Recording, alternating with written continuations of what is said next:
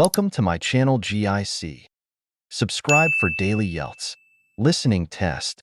Part 1.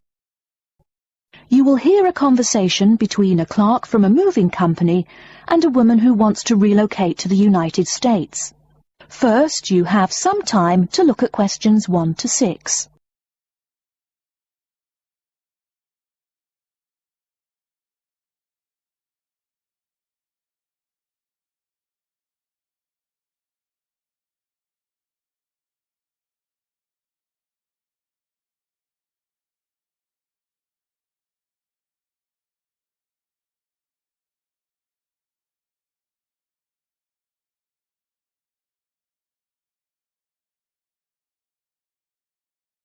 Listen carefully and answer questions 1 to 6. Good morning, ma'am, and welcome to Australia's Moving Experience. How can I help you? Well, I hope you can help me. I'm so up in the air right now. Just calm down now. Let me guess. You're moving and it has you a little confused. That's it exactly. You see, I'm relocating to the United States next month, and I'm having a hard time getting organised. Here, fill out your name and address and let me ask you a few questions. Oh, what should I call you? My name is Jane Bond. Okay, Jane, first of all, what's your work phone number? In case I have any questions about things. My work phone is 9463 550. But please try not to call me too often there. My boss hates personal calls. So does mine, ma'am. So does mine. And what address should we ship your things to? My new company is letting me stay temporarily at 509 Clark House. That's CLARK. 1137 University Drive in Seattle. Seattle? Beautiful city, I hear. Mountains right beside the ocean almost. Cooler than Australia, too. Okay, and when should we come pack your things? I guess that would be on Monday, March 11th. Do you want any help with an after-packing clean-up? We do that for a small additional charge. Yes, that would be helpful. I promised the landlord I'd give her the keys back by 5 p.m. on Thursday the 14th. Great. We'll just schedule the clean-up for that day. That way, the place will smell clean and there'll be no dust. Well, you do think of everything. Oh, how much is this going to cost? Here is a list of our basic prices. Oh, dear. This seems rather expensive. Yes, ma'am, but you're paying for the best. We're careful and we're fast. Like we say, the only thing we break are speed records getting you moved. Well, maybe that's so. Oh, I nearly forgot to tell you. I don't want my furniture shipped with me. I won't be looking for an apartment till after I arrive in America. Would it be possible to put my furniture in storage here for a month, then have it sent along later? Of course, we do that all the time. A couple of other things. Here at A Moving Experience, we try to pack your things logically. We don't just throw stuff in boxes. Before you hear the rest of the conversation, you have some time to look at questions 7 to 10.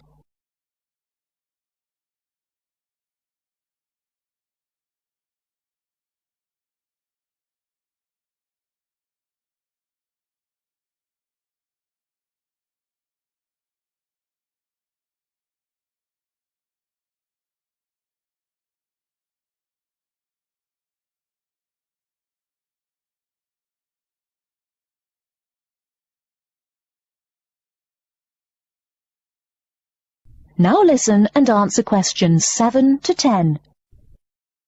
Do you have any special requests? You know, things you want packed in some special place, so you know where to find them. Like what? Oh, I don't know. Things like dishes, maybe. Not to be rude, but you look like a lady who likes to eat. Ah, yes, I need my dishes and things where I can find them quickly. Great. We'll put those dishes and cutlery in what we call the emergency pack. Can you think of anything else? I do have an antique tea kettle my great-grandmother gave my mother. I wouldn't want to lose that. So I guess you'd better put that in storage with the furniture. Grandma's tea kettle with the furniture. Got it. Say, how about things like your alarm clock? You don't want to miss your plane on the big day, right? Well, you certainly think of everything. Yes, that's right. I'll also need my alarm clock where I can find it. Fine, we'll put that in your personal package. And of course, we'll give you a list of where we pack everything. So all you'll have to do on Thursday the 14th is grab your luggage on your way out the door. I couldn't help noticing the new CD player you're carrying. Is that a Samsung? Why, yes it is. One of their best. Cost me nearly $100, it did. Do you want to take special care of it? I mean, it's brand new. Take care of it, but nothing special. You can just put it in storage with the furniture. That looks like everything we need here. I guess you're all set. That was certainly quick. Thank you, young man. This has been a most moving experience. That is the end of part 1. You now have half a minute to check your answers.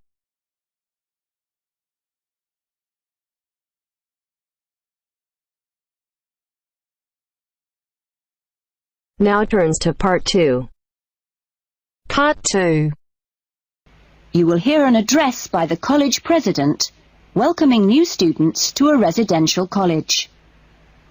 First, you have some time to look at questions 11 to 14.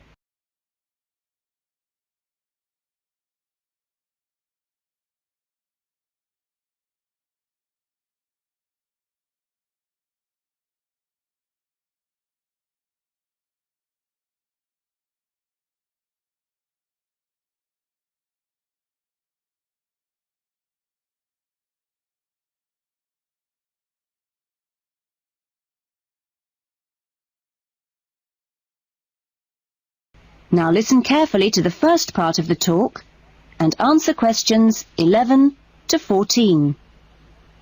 Well, good morning everyone. It's good to see you all here. Welcome to Smith House. Smith House, as you may or may not know, is one of the oldest residential colleges of the university. As you can see, the building you're in now, which contains this main lounge, the dining room, the recreation room, the kitchen and the offices, was part of the original old house built in the 1840s to be used by the family of George Smith. That's of course how the house and college got their names.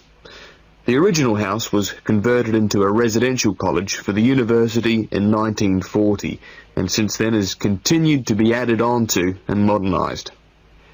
You'll notice when you receive your room allocation in a few minutes that your room number either begins with the letter N, S or W, like this one here. The first letter refers to the 3 wings of the college, which come away from this main building. Of course, the letters represent the 3 directions, in this case, north, south and west. Each wing has 2 floors, and so the next number you see is either 1 or in this case 2, and this indicates which floor your room is on. The number after that is your individual room number. So it's quite simple to find any room by going to the right wing, then floor, and then room number. Before you hear the rest of the talk, you have some time to look at questions 15 to 20.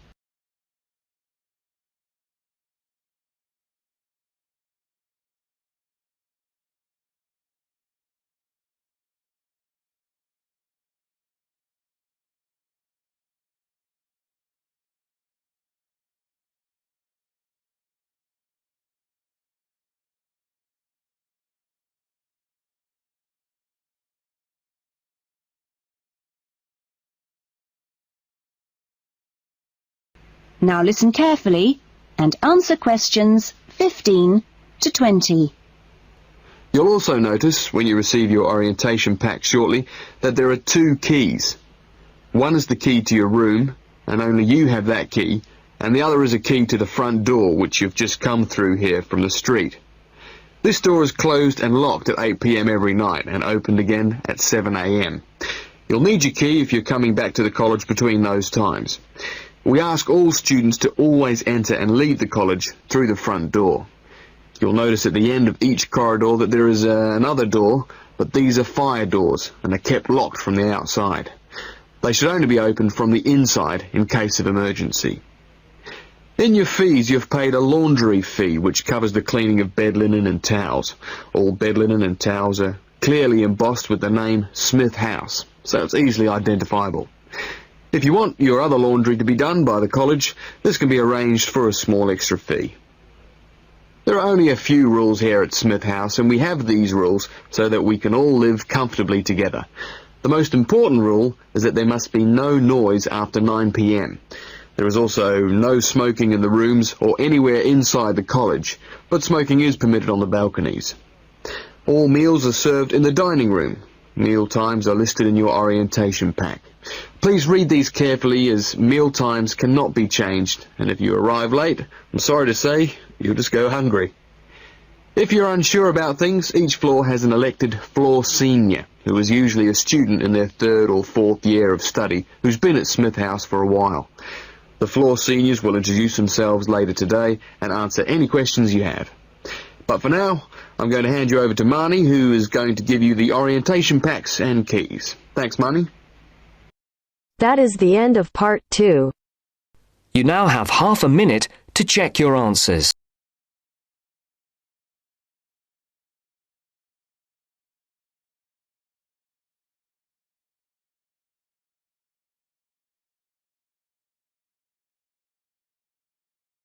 Now turns to part 3. Part 3. You are going to hear a conversation between Anne and Marcia. In the first part of this conversation, they are talking about the commands of training dogs. First, look at questions 21 to 25.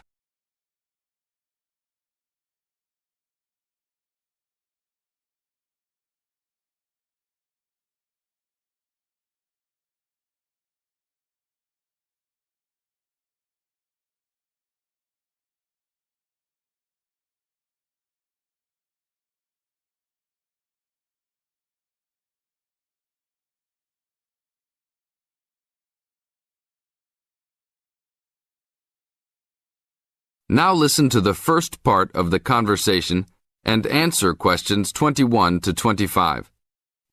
So that research paper we have to do next, the one about how are different styles of training dogs, how do you think you'll approach writing it? You know, I've been thinking about it. I feel that the best way to write it is to divide the paper into 2 main parts. In the first part, we'd be analysing some examples of each style of training dogs. Right, what the styles are. After that we can talk about how each style can be used so that the dogs learn something different from each one. Indeed. Maybe we could draw a chart and compare examples of each style of training, one at a time. So the different kinds of training would be simple obedience training. There you would have things like teaching them to sit, stay in one place and so on. Right. So included in here would be simple audio commands like speak. Yes, basic commands are just spoken words, aren't they? And then there would be the more guard-oriented training, where the dogs are trained to know a specific place well. Patrolling and barking are probably the best examples, because most people have seen them in many places, especially in homes. And this would lead us to the attack dog training, which is physical as well as spoken, training the dog to knock someone down, and even biting if they have to. Right, so there's another category as well, sniffing dogs, which make up the searching category. I've read that in the UK, every major airport and government building has these dogs to search for all kinds of dangerous items. In the second part of the conversation, Anne and Marcia talk about all kinds of training and what kind of dogs they are suitable to. Look at questions 26 to 30.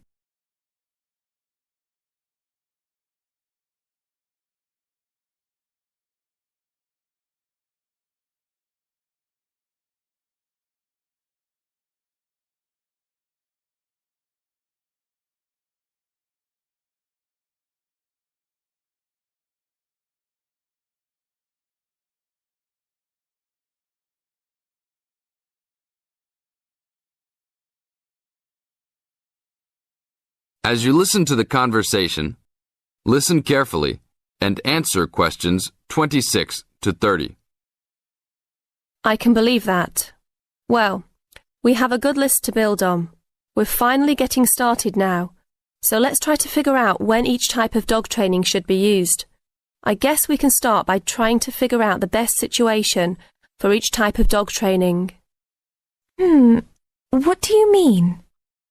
What I mean is whether each type of training should be used with different kinds of dogs. We could use basic obedience training, for example, and ask whether it's more useful for a small dog, a medium-sized dog, and so on. In this case, I'd say obedience training is best with small dogs, because they tend to get excited easily, and this will help keep them out of trouble. OK, that makes sense.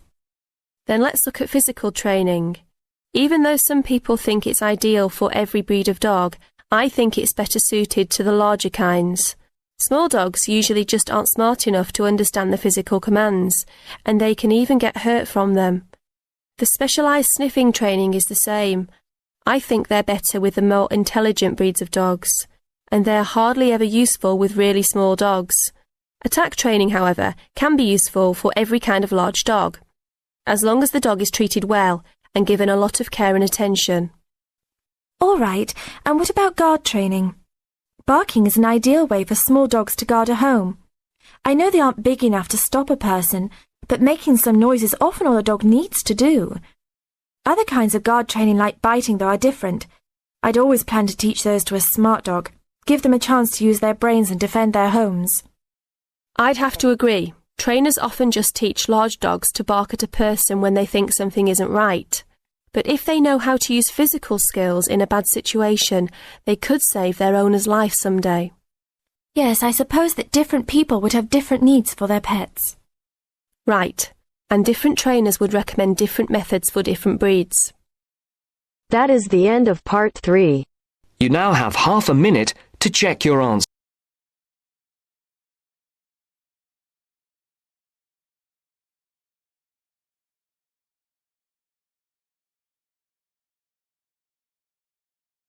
Now turns to part 4. Part 4. You'll hear a talk on the subject of green buildings and skyscrapers. First, you have some time to look at questions 31 to 40.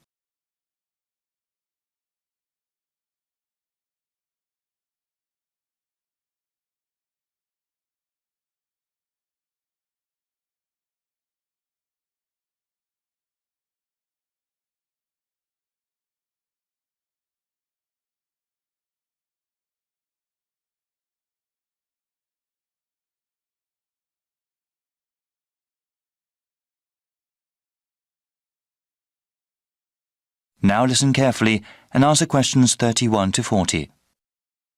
Good morning, everyone. Today I am here to talk about the construction of green buildings. Given the current state of the global environment, new types of architecture, design and construction techniques are absolutely necessary.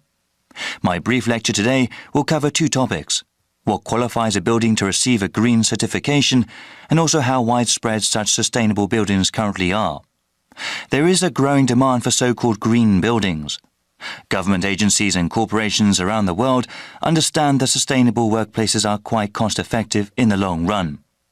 Though initial outlays for construction are usually more expensive, the savings in maintenance and energy costs make up for it. Here at the Ministry of Environmental Stewardship, we have created a detailed set of requirements that a building must pass in order to be certified as green.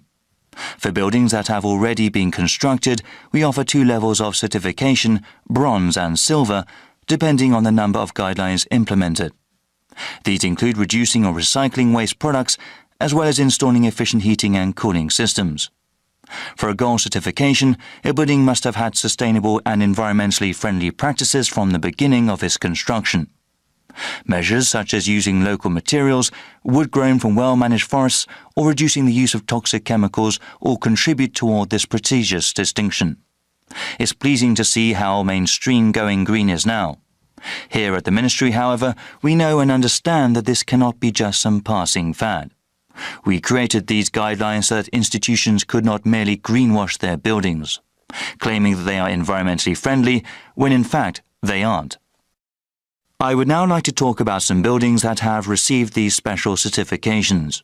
In the 60s, there was a great number of public housing projects built. Over the years, many of them have fallen into gross disrepair. As part of an urban revitalization project, construction companies have consulted with ministry experts to make those council estates a greener and healthier place to live. At Cabrini Fields, lead pipes and lead paint were removed, improving the health of children living there. a system of rooftop and community gardens, also helped residents to support themselves. It was one of the first buildings we awarded a bronze certification to. One building with a silver certification is the Milop Jewett Tower, built over a century ago and located in the downtown area. The insides of the building were completely scooped out, allowing the construction company to implement innovative new ways of saving energy. The utility bill of the entire building is now 40% down, only 60% of its previous level, despite rising energy costs. Lastly, I would like to talk about the latest building to receive a gold certification from the ministry. Arcadia Arbours is a really great example of green engineering and construction. From the very beginning, the project heads made a really unique plan and held to it. Many of the ministry's guidelines were followed, and we even got ideas for other ways to make buildings sustainable. The centerpiece of this skyscraper is a multi-story hanging garden that serves both an aesthetic and practical purpose. That is the end of part 4. You now have half a minute to check your answers.